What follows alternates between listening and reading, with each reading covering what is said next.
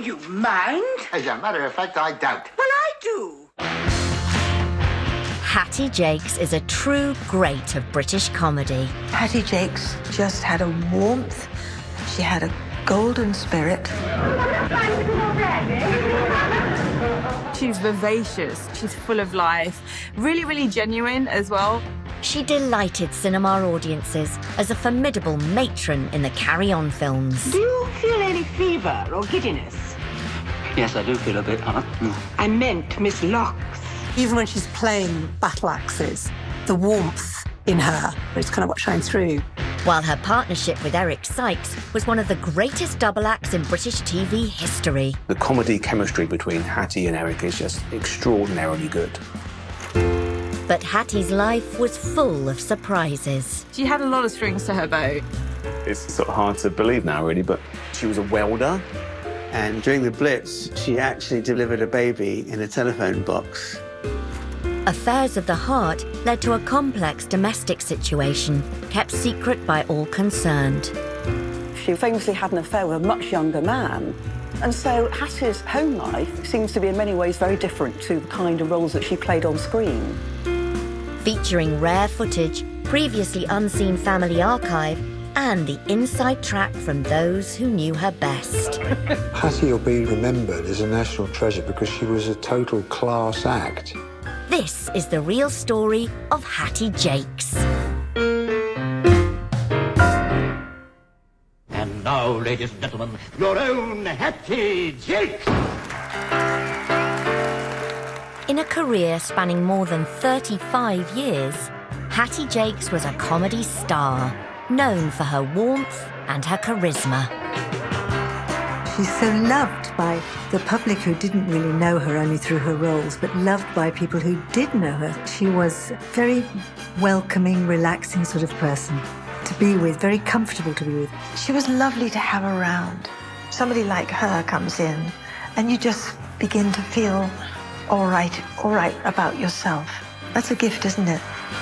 The then child actor Paul Cole was 15 when he first worked with Hattie. I played Atkins in Carry On Teacher. That Atkins boy. I suspected him from the start. Look, carefully. Over there by the radiator. Before we met her, we were expecting a sort of, oh no, matron, strict character. But what we found was a lovely, charming, funny, mumsy person. She was delightful to us. On television, she formed a unique comedy partnership with Eric Sykes, and the duo's bizarre escapades together would delight audiences for 2 decades. Can you get Mr. Brown? Not again! Yes, my toe. It has a kind of surreal edge to it. They get into absurdist situations. You don't mean to tell me he's got that toe stuck in the tap again? It's only a little bit stuck.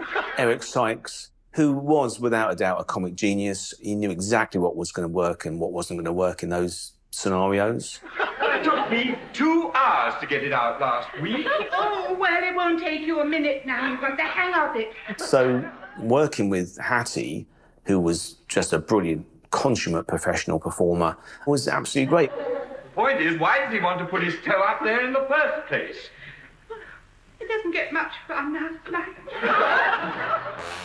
In stark contrast to the likeable and occasionally flighty character Hattie played in Sykes, her fearsome matron became a recurring role over 15 years in the hugely popular, innuendo-laden Carry On films. To work with Hattie where she was matron. I hear you have a casualty for me. Yes, nothing serious, of course, or I wouldn't have sent for you. I have an idea she doesn't like me. You really felt that she was in charge. And, of course, the wonderful scene with Frankie Howard in bed and Mr. Bigger's knickers. What's going on here, nurse? Oh, sister, he won't let me take his underpants off, the silly boy. You're darn right I won't. She's a threatening figure, but I think at the same time reassuring in her professionalism, who knows what she's doing and keeps a kind of iron grip on the hospital. It's a mixture of carbolic and compassion. Mr. Bigger! All right, sister, that's quite enough. I'll handle this. Well, I can tell you, that is one scene that took quite a long time to do. To this day, I don't know whether there were 2 pairs of knickers. I can't tell you why even Hattie was corpsing with Frankie at points and where her hands were going under the sheets. And she was a strong lady. She was that sort of seaside postcard come to life, really. She could play battle axe and frustrated lover with equal aplomb. Matron, please, I'm not that kind of doctor. Don't deny yourself, Kenneth. We've wasted so many years. This is our moment of fulfillment. The lovelorn matron trying to seduce panicking men, played by Kenneth Williams, would become a running gag in the carry-ons.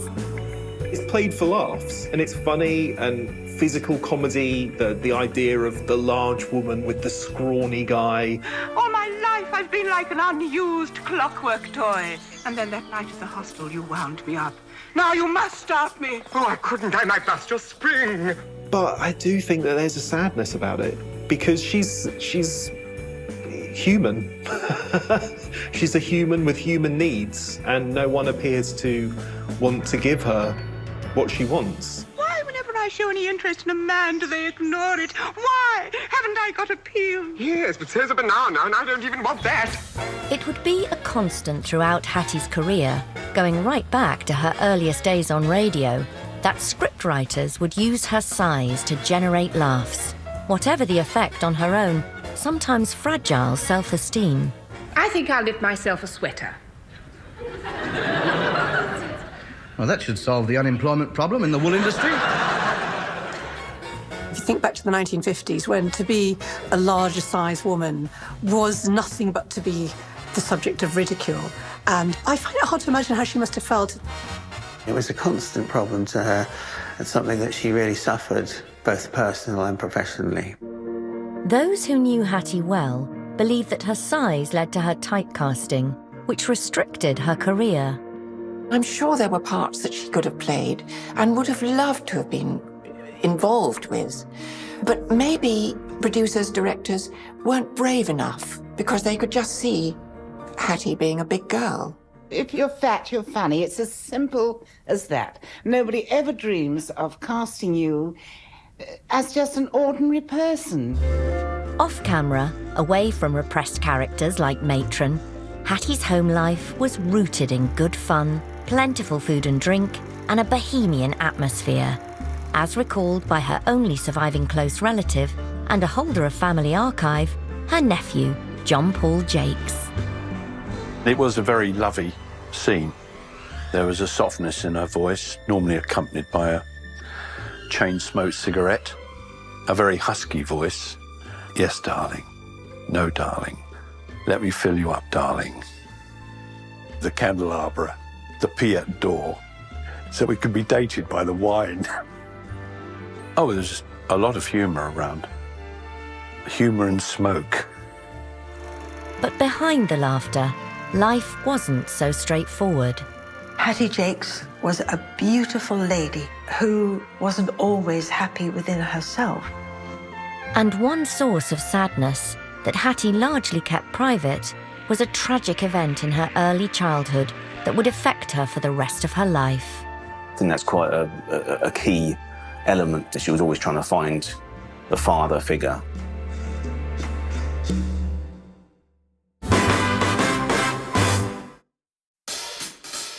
In a professional career spanning more than 35 years, Hattie Jacques' performances on TV in Sykes and on film in The Carry-Ons meant her name was known around the world. She was born Josephine Edwina Jacques on February the 7th, 1922 in Sandgate, Kent. She was the second child of Mary and Robin. Robin was an Air Force pilot, and Mary was a nurse, but also performed on stage in amateur things. But Hattie's childhood would be marked by tragedy at an early age. That's Robin Rochester Jacques. He was a football player and he was a pilot. He joined the RAF after having served on the front line in France. In 1923, with a flying career ahead of him and hopes of making it as a professional footballer, Robin Jacques received a fateful posting to RAF Spittlegate in Lincolnshire. One day he went out in an Avro 504 and took it for a spin solo. He was allowed to, he had done enough hours. And unfortunately, he pulled a stunt and it went wrong and plummeted to the ground. At the time of her father's death, Hattie was just 18 months old. That paternal influence wasn't there, and I think that's quite a key element to how she was with men for the rest of her life, really. I think that she was always trying to find a father figure. The family had no money other than the RAF pension. And so the family moved to London to be with Hattie's grandparents, Joseph and Adelaide, and they had a pawn and jewellery shop just off the King's Road in Chelsea.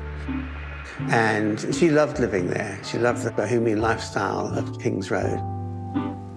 So they were a happy little family set up there in Chelsea, despite the tragedy of what had happened. Here's a postcard. It's 1927, Margate. And on the left is my great-grandmother, Adelaide, known affectionately as Gangan. And there's Joe, Hat. She becomes Hat much later, of course. My father and Mary, their mother. And they looked to be having a jolly good time. They weren't poor. You know, it's quite a well-off family that they were born into. Hattie's mother, Mary, recognised early signs that her love of performing had been passed down. There's Mary in her uniform during the First World War as a nursing auxiliary. And here she is on the stage in Germany, entertaining the troops. She was the one that encouraged Hattie to take dance lessons and took her to the theatre, you know. So she saw Cinderella at the Lyceum Theatre when she was a little girl. Hattie joined a local amateur dramatic company and featured in quite a few productions, got very good reviews. And I think that's what probably set her off on a world of wanting to tread the boards. Keen amateur performer Hattie left school in summer 1939. A state of war once more exists between Great Britain and Germany. But any professional showbiz ambitions were put on hold when, just months later, the world was engulfed by war. Hattie left school at 17 and she became a voluntary aid detachment nurse working for the Red Cross. The Blitz has returned to London with renewed fury. And during the Blitz, she actually delivered a baby in a telephone box. For years after that, she wondered what had happened to the baby and the mother, and had tried actually to try and trace them, but it was impossible.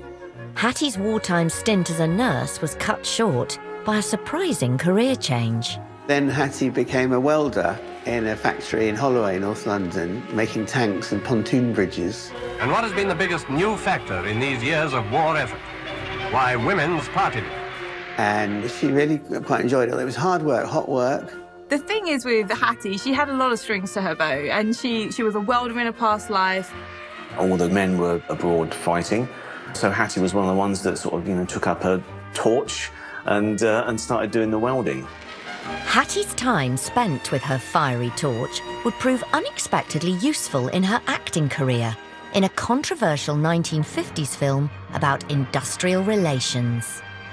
It was called Chance of a Lifetime, and I was a factory worker, you see. We let him get away with it. Somebody else been called ringleader for getting his card. I know which one I'll give his cards to. Oh, you do you? Yes, I do. Who? You big puffed-up bag of wind. Workers of the world unite. You've got nothing to lose but your chains. Look at him. Never done a proper day's work in his life. Come on, Lou. And strangely enough, I was a welder in this film. And they said, I don't suppose you can weld, can you? I said, well, yes, as a matter of fact, I can. And they were very surprised, because I actually did weld in the film. It's an unlikely skill. Yes, I haven't found much opportunity for using it recently.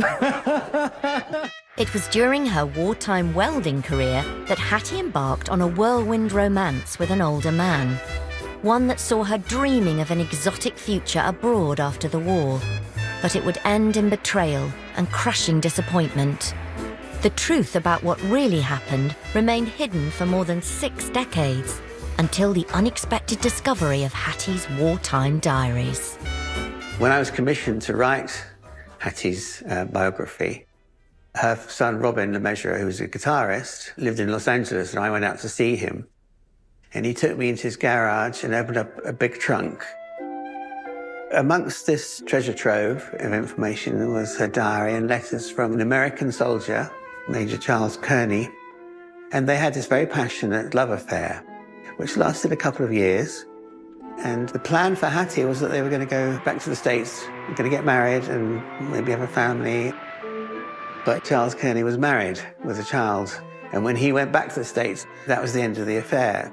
She'd always had this kind of low self-esteem about her size. So to have someone who fell in love with her was initially wonderful and exciting, and then heartbreaking for her. She was so upset, she told even her closest friends that he'd been killed in the war. It was only the first of many difficult relationships Hattie would endure. During the affair with Major Kearney, she'd become a regular visitor to one of the very few theatrical establishments still open to entertain weary Londoners. The Players Theatre was co-founded by Leonard Sachs in 1936. Hattie loved this idea of the revival of the Victorian music hall.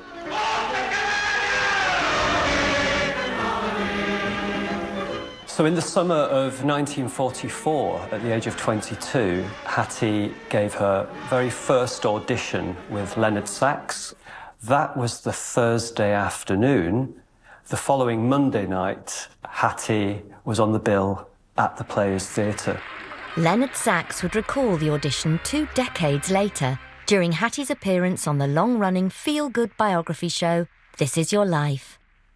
Hattie started singing a little of What You Fancied As You Good. I relaxed and knew I was home and dry and sat back with a smile on my face. Hattie had impressed her new boss with a song once made famous by music hall luminary Mary Lloyd. Popular old variety numbers would play a big part in her stage and film career over the next decade. One of Mary Lloyd's fabulous songs that Hattie used to perform was the Cock Linnet song, or better known as My Old Man Said Follow the Van, about a couple doing a moonlight flit because they don't want to pay the rent. And this was Hattie's star turn. This rare newsreel footage shows Hattie on stage at the Players Theatre, delighting a live audience during their night out on the town.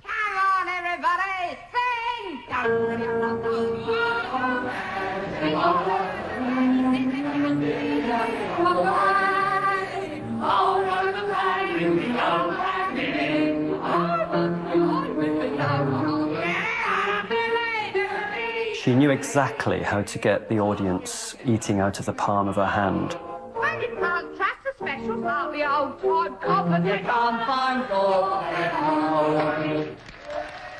And you can see that at the Players Theatre, Hattie developed this persona and style that was a very big character, very charismatic. And you can see that style being echoed later on in things like, the Carry On films.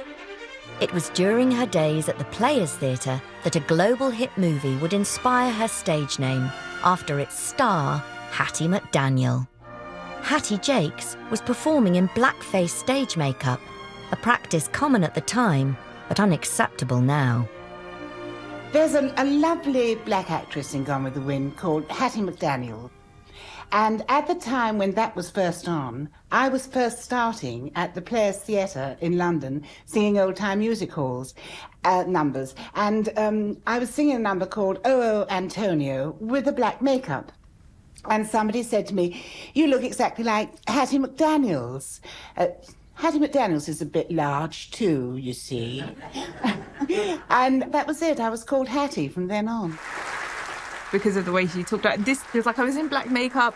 But I think there was an innocence to that. She was just like, I was a larger lady, she was a larger lady. And then because I had that colour on, people made a comparison. And so that was it.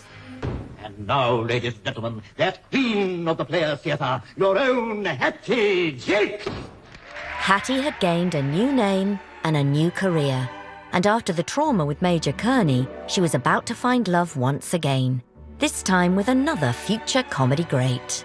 John the Measurer saw Hattie and was very taken with her. She's incredible charisma, and he fell in love with her straight away. Although more heartache would lie ahead.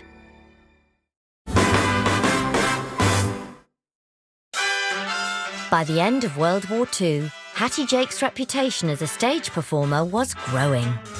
They would cheer and roar, "We want Hattie." And very quickly, she became known as the queen of the players. And one especially keen admirer of her talents was an aspiring actor friend of her older brother Robin, John Le Mesurier.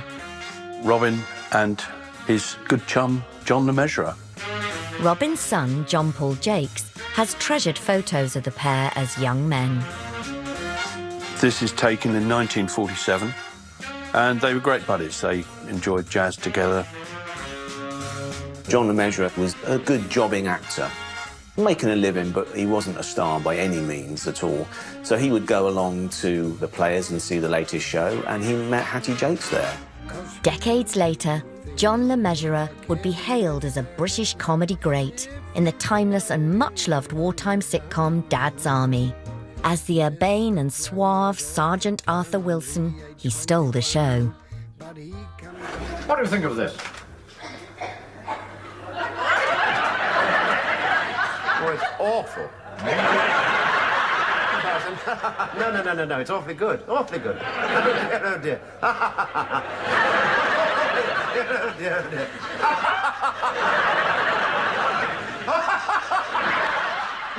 But back in the 1940s, at the end of World War II, the 35-year-old Le Mesurier was bowled over by Hattie Jacques, who was 10 years his junior. She's incredible charisma, she looked lovely, and he fell in love with her straight away. He was quite a vague, laid-back gentleman who, loved jazz clubs. John was going through quite a messy divorce at that time, so he was in no mad rush to settle down, really. Hattie was quite keen, and in typical Hattie fashion just said, "Isn't it about time we got married?" And he said, "OK." So that was it, really. In a pattern that would be repeated later, Le Mesurier chose to take a gentlemanly approach to the divorce process, which, at the time, required someone to be named as being adulterous. John agreed that he would be cited for adultery and not Hattie, so that Hattie didn't have to go to court, because she was much more in the public eye than he was in those days. The couple set up home in Earl's Court, soon joined by their sons, Robin, born in 1953, and Kim 3 years later. Having found happiness in her personal life, Hattie's career also started to take off. Her early forays into cinema drew on her well-honed variety skills. She made a film called Trotty True around that time, which sort of is a little bit like The Players. Hattie was a wonderfully graceful dancer, and you can see that in Trotty True. She's very graceful, balletic.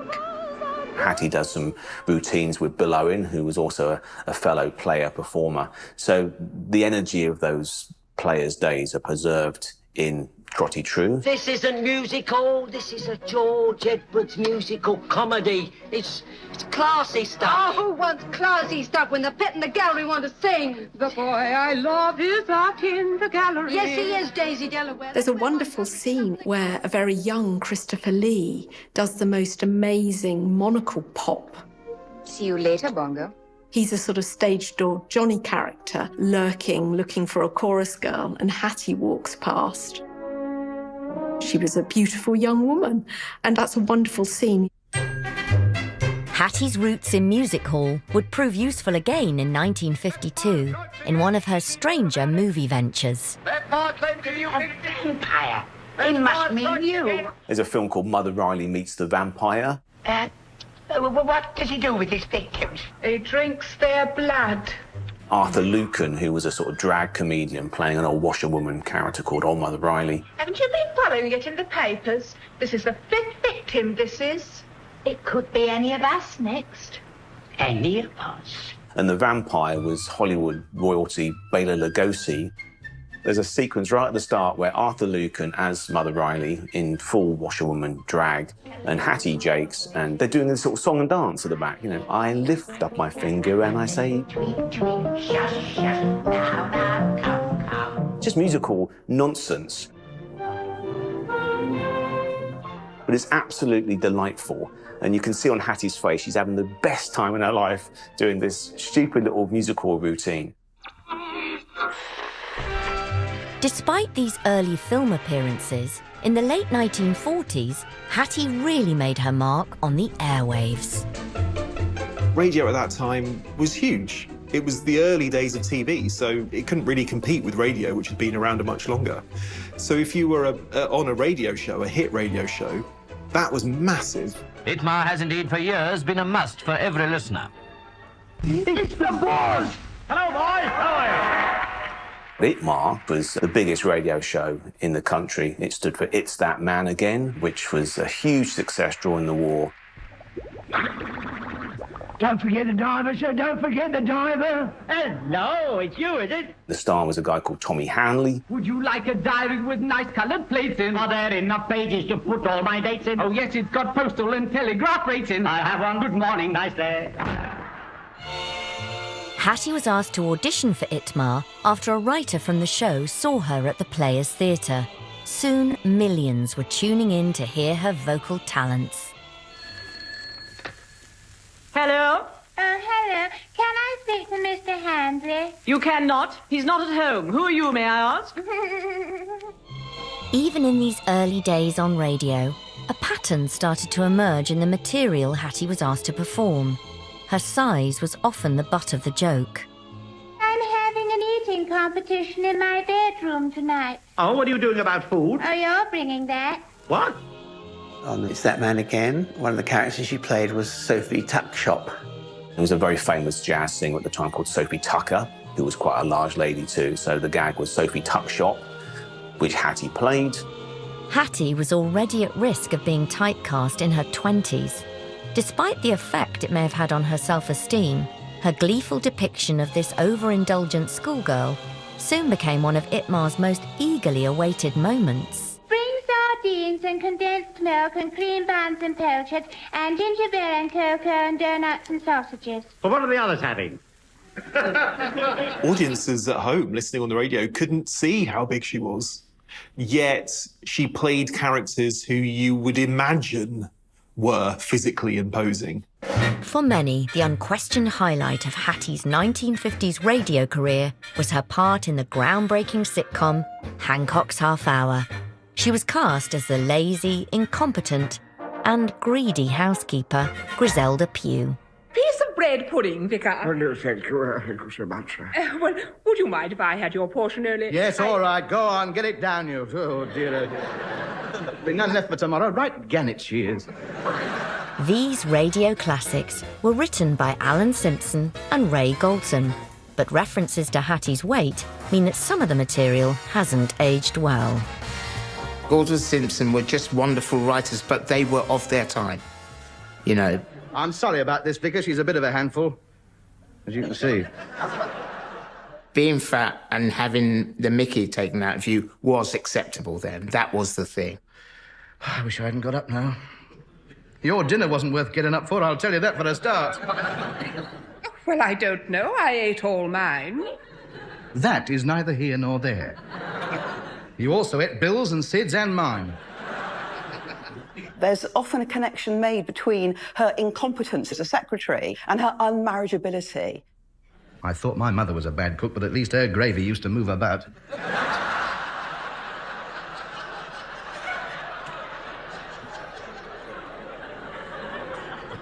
Yours just sort of lies there and sets.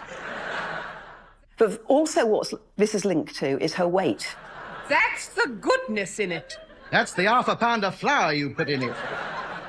Many Tony Hancock fans cite the classic episode Sunday Afternoon at Home as the pinnacle of his radio work, in a show that forensically explores the comic potential of dreary Sundays in the 1950s.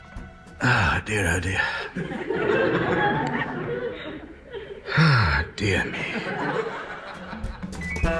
The piano's locked and they've lost the key. The board games are missing bits. They can't do that. The newspapers are just dull and full of rubbish.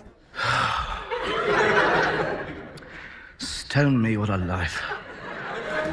So they've got nothing to do, so they're just sitting around talking for the whole half hour. It's a genius episode of radio comedy. It's Sunday, I've had a rotten dinner, it's raining, and I've got nothing to do.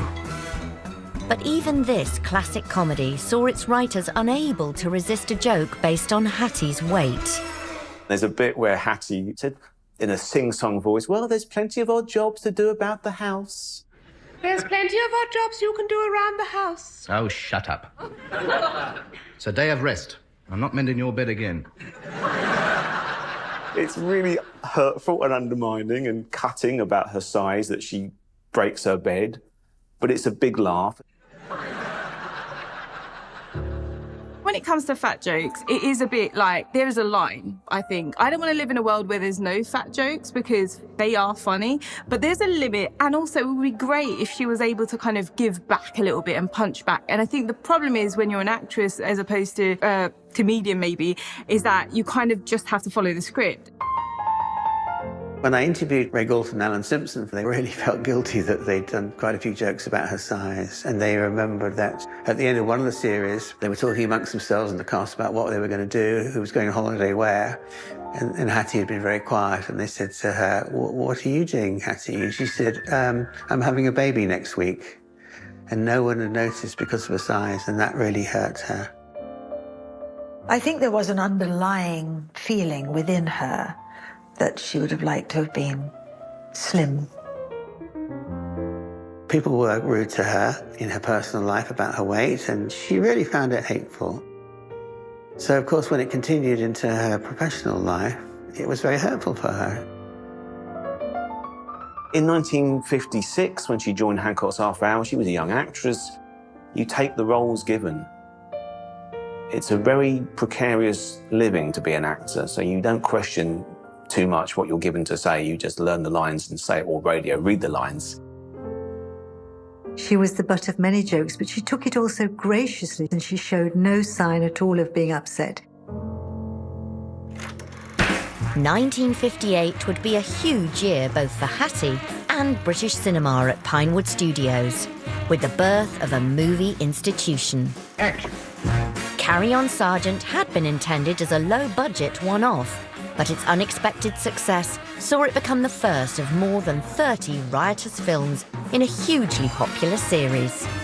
The carry-ons are part of the psyche, and Hattie Jacques' involvement in those films is what makes her a 21st century national treasure.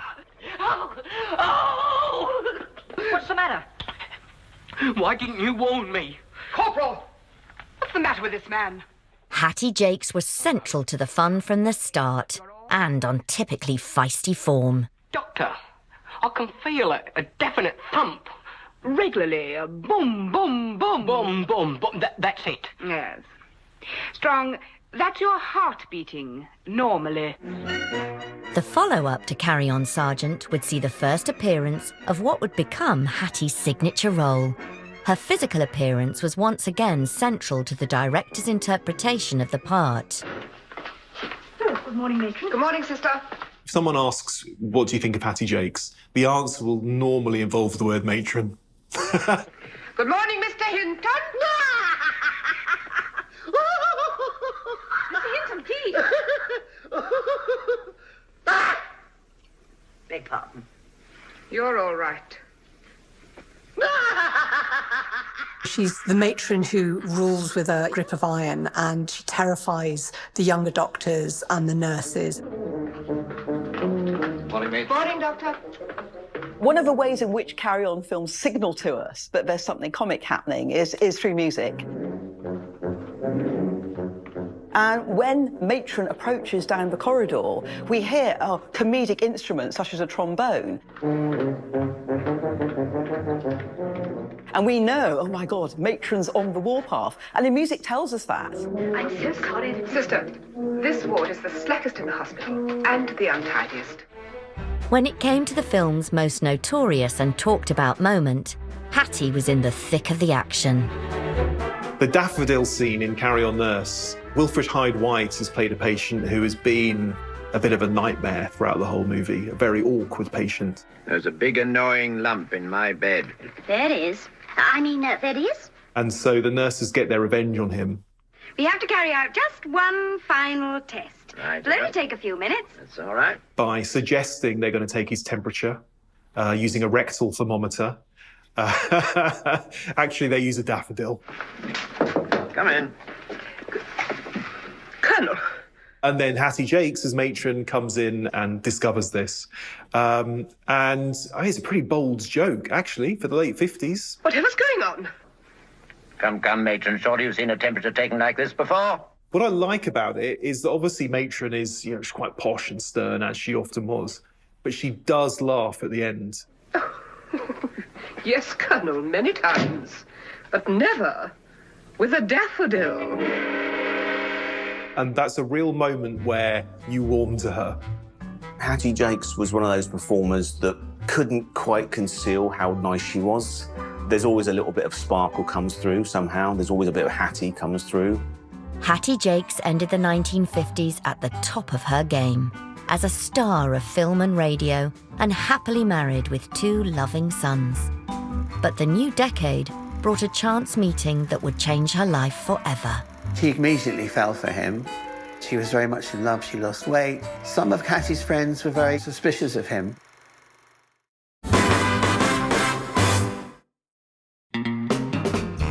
It's 1960, and the year's acclaimed new comedy show features Hattie Jacques and Eric Sykes as an odd couple double act, trying to lead a quiet life in the suburbs of London.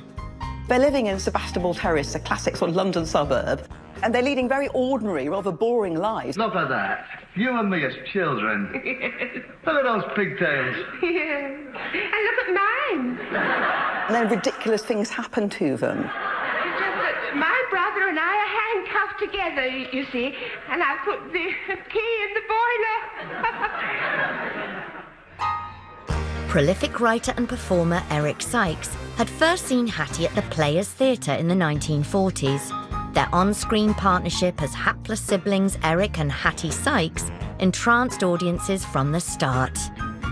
Eric felt very strongly, and so did I, that it would be a good thing to have a brother and sister relationship, because we didn't want to sort of have all that bickering, the domestic bickering that goes on. I won't be very long, Eric. I'm just going out. Stephanie, where are you going? To the Ladies' Guild. Yeah, well, I'm coming with you. We thought, what I'm going to do, I'm going to have a sister rather than a wife, and it's going to be an identical twin sister, and I'll get Hattie to play it for maximum laughs, because he's rake thin. Oh, but you can't. You're not allowed. It's the Ladies' Guild. I mean, we might be talking about underwear. I'll join in.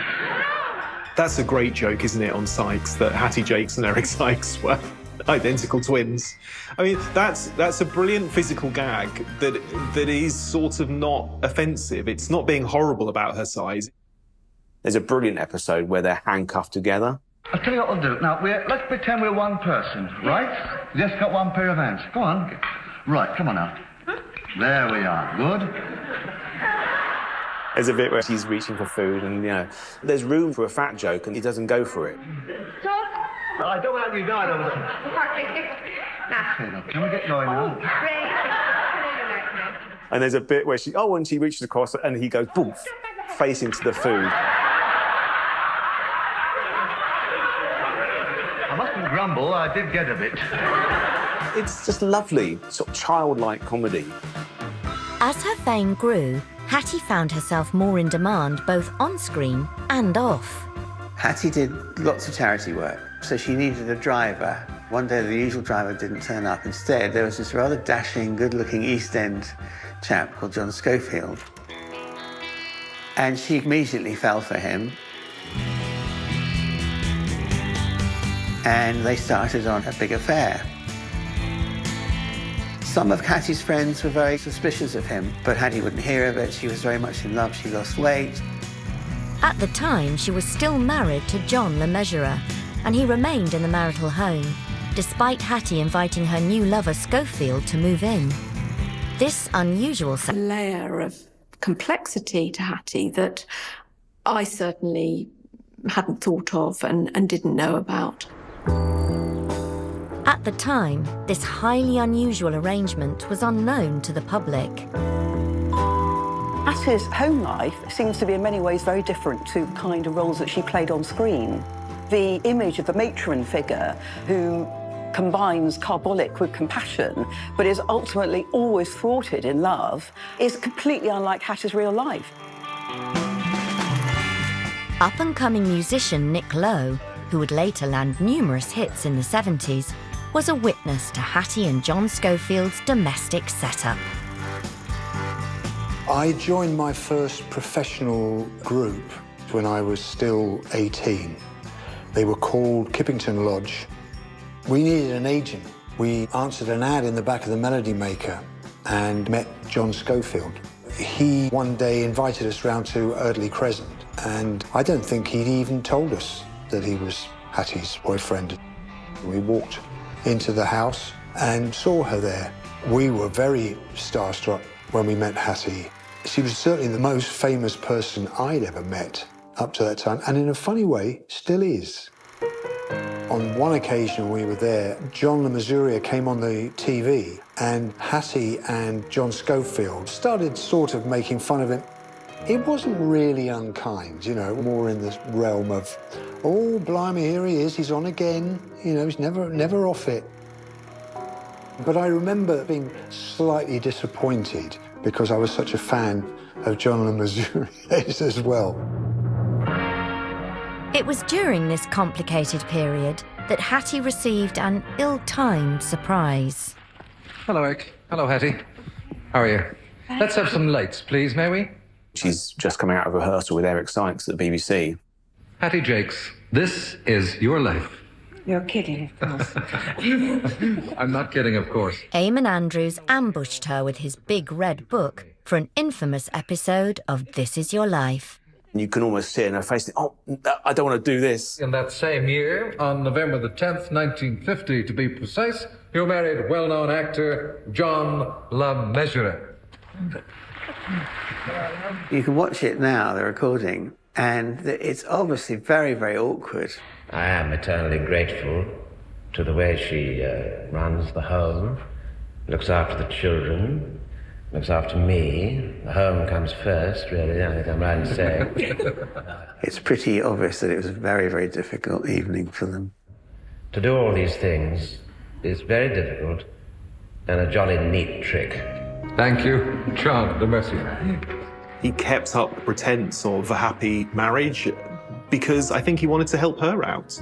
It wasn't just about him not wanting to lose face. I think he had so much respect and love for Hattie that he didn't want scandal for her. At the height of the affair in 1963, Hattie played a key role in one of the most highly regarded films in the Carry On series, Carry On Cabby. She always said it was her favourite Carry On film. I mean, often when you ask actors and actresses what's their favourite film, it's where they've got the most to do, and that was true of Carry On Cabby.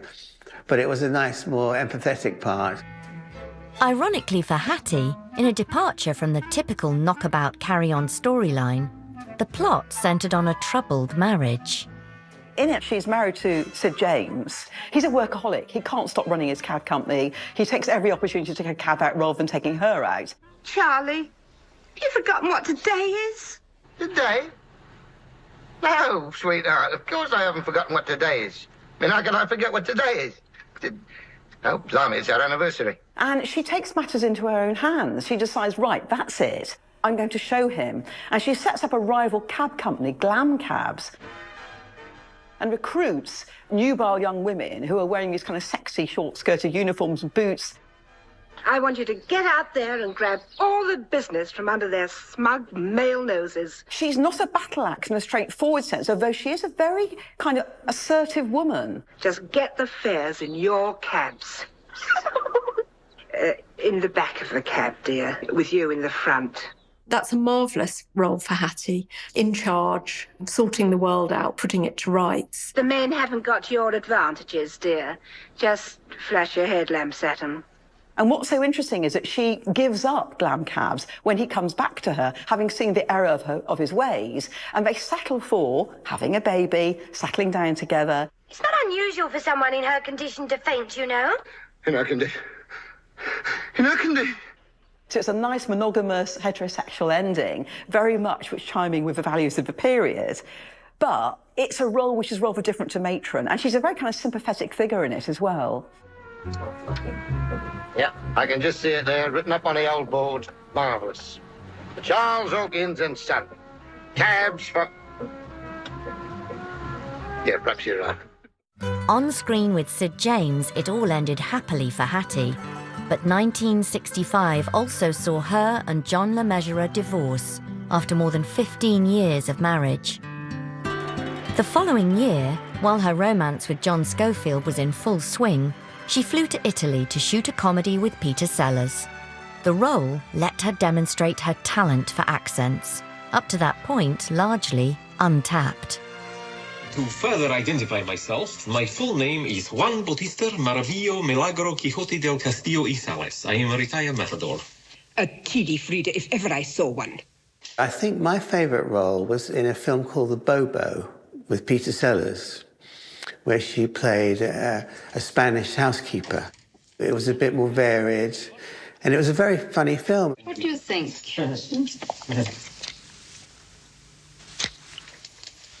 I don't like it. I just thought it showed a bit more of the range that Hattie could do.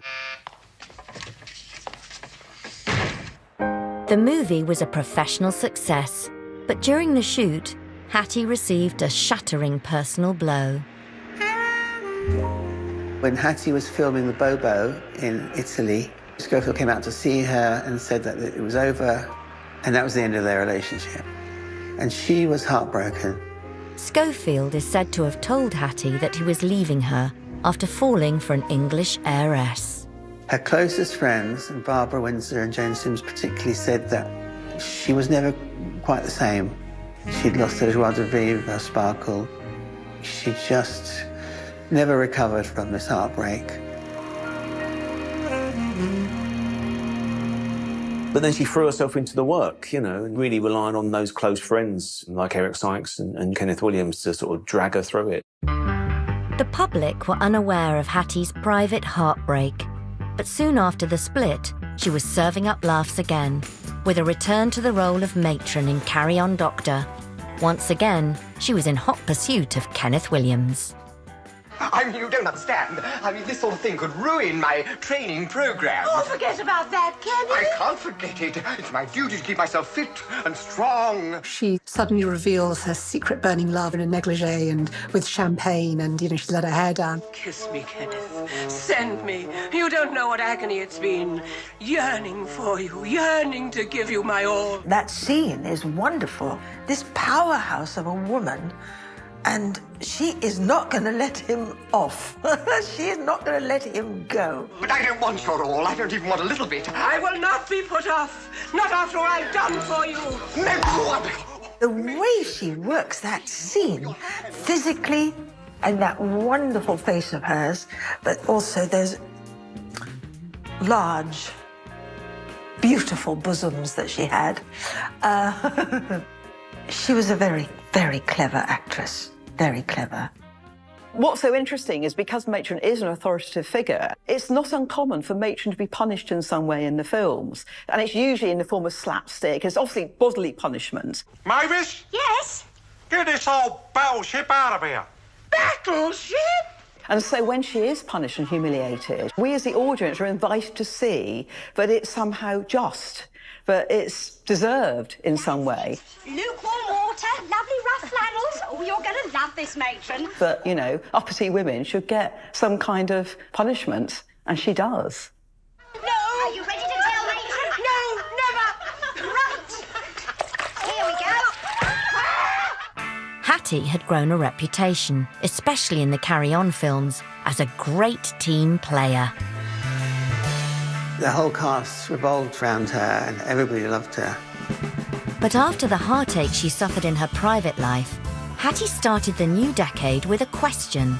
Could she, a dependable supporting artist, rise to the challenge of a lead role?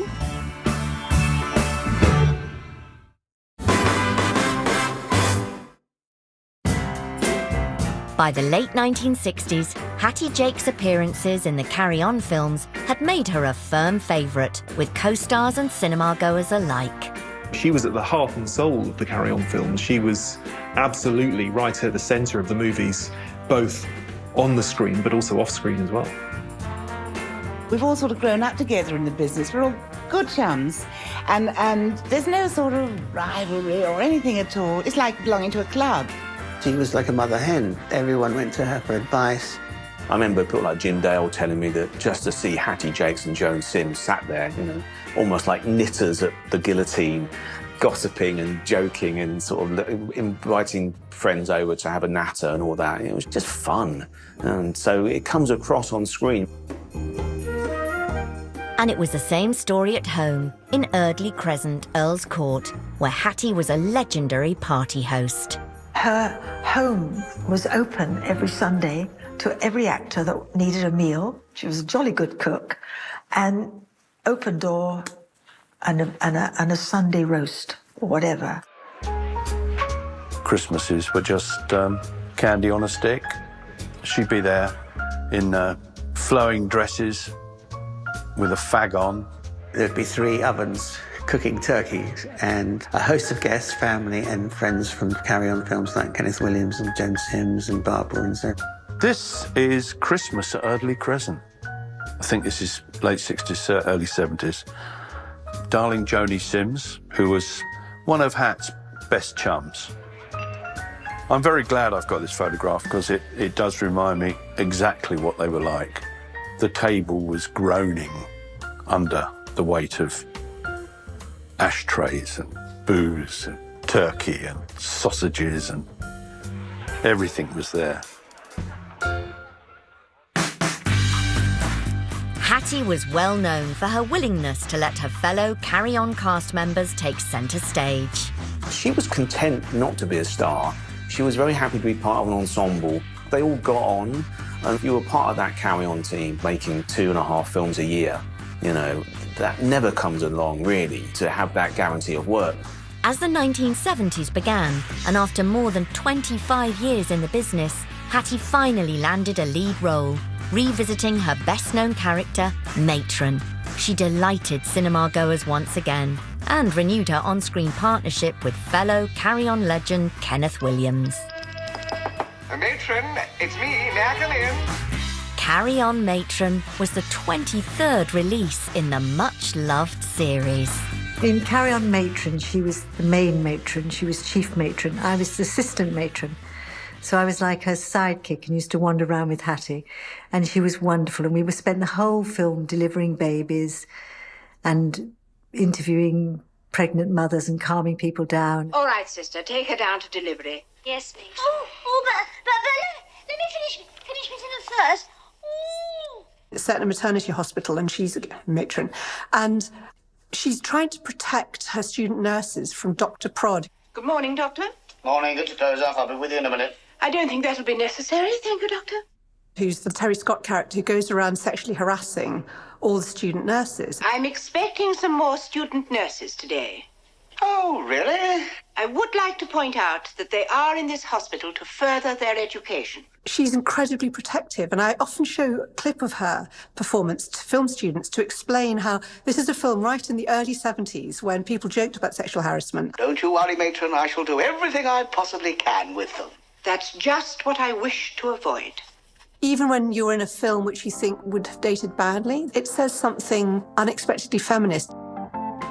She was in charge, but very twinkly and warm and lovely, and knew exactly what was going on and could call the shots, but in a very lovely way. Not in a sort of strict, horrible way, but a very twinkly way, a sort of all-knowing sort of way. I just think there's something very Shakespearean about Hattie Jacques as this woman who is ridiculed by others because of how she looks, but is actually often the smartest person in the room. She was always so gracious, and she showed no sign at all of being upset, which probably made the public feel comfortable because she didn't look uncomfortable or upset or hurt. If she'd suddenly look upset or hurt, the public would have probably been upset too. In private, Hattie was concerned about the extent to which she had gained weight since the end of her affair with John Schofield. She did talk to me at that time about the fact that she'd put on so much weight. And she said that she'd tried all these diets and nothing worked, and they just made her feel miserable. So she just decided that, this was how she was. And she was just going to enjoy being herself, doing what she wanted to do. And she decided she just wasn't going to do any more diets. So she and I attacked another bacon butty. In 1972, Hattie's partnership with Eric Sykes came back into the spotlight. A revival of the Sykes series, now in colour, would delight a new generation of comedy fans.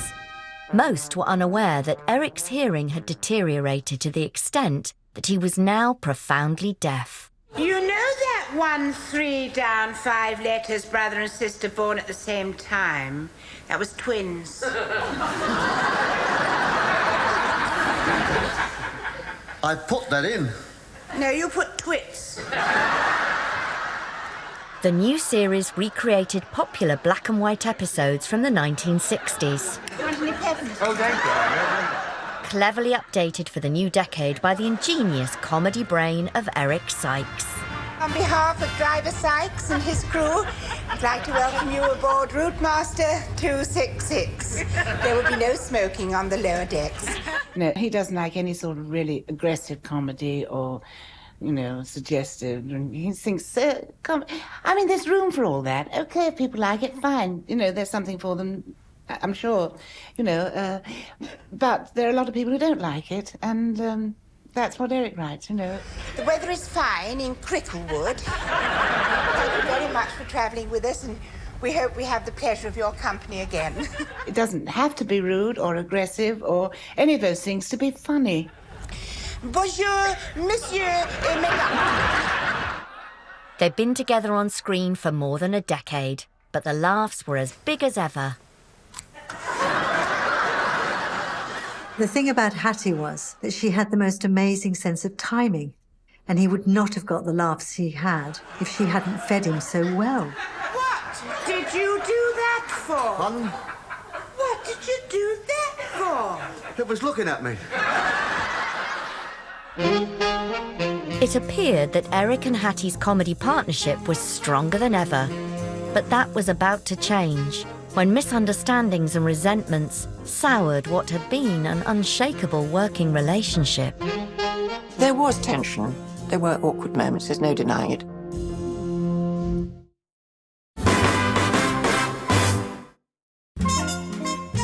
The mid-1970s saw Hattie Jacques and Eric Sykes firmly established among the great double acts in British comedy history. Eric! How long is this going on, Eric? 4 nights without sleep. They were just great partners on the screen, and they had a real closeness. Hattie and Eric Sykes got on very well during the TV shows, and then they did a tour together around England and around the world. That was the production, a hat full of Sykes, play on their 2 names, of course. And I'm down at the bottom. I think this was in Canada.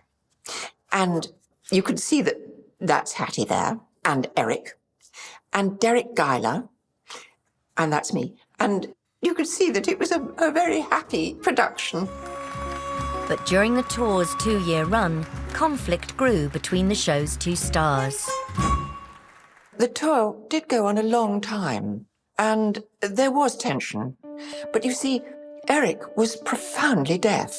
And at one stage, he was almost paranoid that people were saying unkind things behind his back.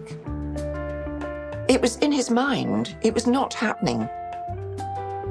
Eric Sykes seemed to be very jealous that whenever Hattie appeared on stage, she got a bigger round of applause. In some places, Hattie was much, much better known because of all the films that she'd done. He didn't like it and started to cut short her dialogue, gave it to other people, stepped across her dialogue when she was talking. There were occasional changes to the script, and it possibly meant that Hattie's laugh lines were not as plentiful. There were awkward moments, there's no denying it. A decline in Hattie's health brought extra tension to an already fraught situation. The doctor did tell her that if she didn't lose weight, she would suffer for it. And she obviously did. Her health was very poor then, and she couldn't manage to do the stairs, and asked for the dressing room nearest the ground floor, and he felt that she was getting preferential treatment. But she was such a pro and such a trooper. She would never, almost not admit it to herself, and certainly not to anybody else. But she was on quite a cocktail of pills, I think, for one thing or another. Hattie's health issues had an impact on her work on the Carry On films too. Because of her weight, blood pressure, arthritis, they couldn't get insurance for her. It was going to cost too much. The last two films she made, they actually didn't insure her at all. So Carry On Abroad and Carry On Dick, they just took a chance and got away with it, thankfully, but then they just couldn't cover her anymore. Hattie was at the heart of the team for more than 15 years, but her 1974 role as the devoted organist and housekeeper Martha Hoggett in the 18th century romp Carry On Dick was her farewell to the series. Oh, how could you? After all the love and attention I've lavished on you, playing your organ. Despite her fading health, Hattie was in philosophical mood as she reflected how in a professional career lasting 35 years, she had never tackled a straight dramatic role. It's a shame in a way because maybe I couldn't do it. I don't know. Maybe I am not talented enough to do anything else, but I'd like to have had the opportunity to have tried. Typecasting seemed to affect her very badly, and I think that says something about the way a lot of women were treated by the British film industry and the screen industry. You just think what kind of parts she could have played on stage and in more serious films. Who knows, now maybe that I'm older, a great deal older, I will get the opportunity of doing maybe something a little straighter, you know. Only months after filming this TV interview, Hattie was admitted to hospital with breathing problems. On the 6th of October 1980, Hattie Jacques died of a heart attack. Too soon. Much too soon. She was 58, you know, she could have had another 20 years of brilliant performances, which we've been denied. She would have been a treasure trove of wonderful acting roles to watch, I'm sure, as she got older. She was just so talented. I can't imagine what we've missed. We've missed a lot with her. When Hattie was laid to rest, there was a notable absentee at the funeral because of the tensions that had developed with Eric Sykes. It was very sad how much that soured. And when Hattie died, the family said, we don't want Sykes there. And he apparently couldn't understand why. In the years after Hattie's death, the Carry On films were frequently repeated on TV, keeping her talents in the public eye. Her performances have attracted new fans. As far as Carry On goes, because it was such a British institution, it made her a cultural icon. Sergeant Wilkins. Oh, sorry. There's that 15 years of just brilliant Carry On performances. Thank God for film. It's all there, isn't it? Have you been smoking, Mr. Roper?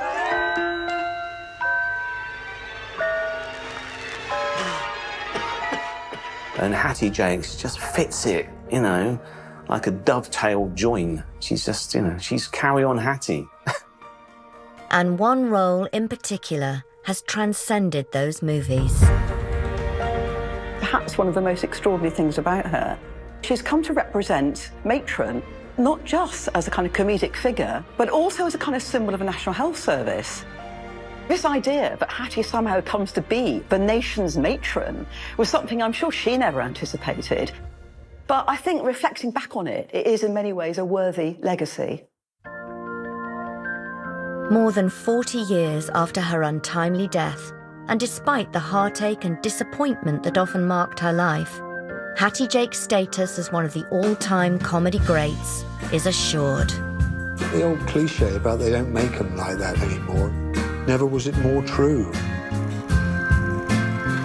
She had a warmth about her that people liked. It's a gift. In terms of the legacy on screen, what they leave behind, that relationship of Hattie Jacques and Eric Sykes is just comedy gold dust. She's such a joy to watch and her performances hold up. I've got a great big portrait of Hattie at home. And every time I go out the door, she's looking down on me. And to me, it's rather a nice way of looking at the way that I remember her, with the most beautiful smile. I do think she's a national treasure. There are times in the real world I think that we could do with a Hattie Jacques.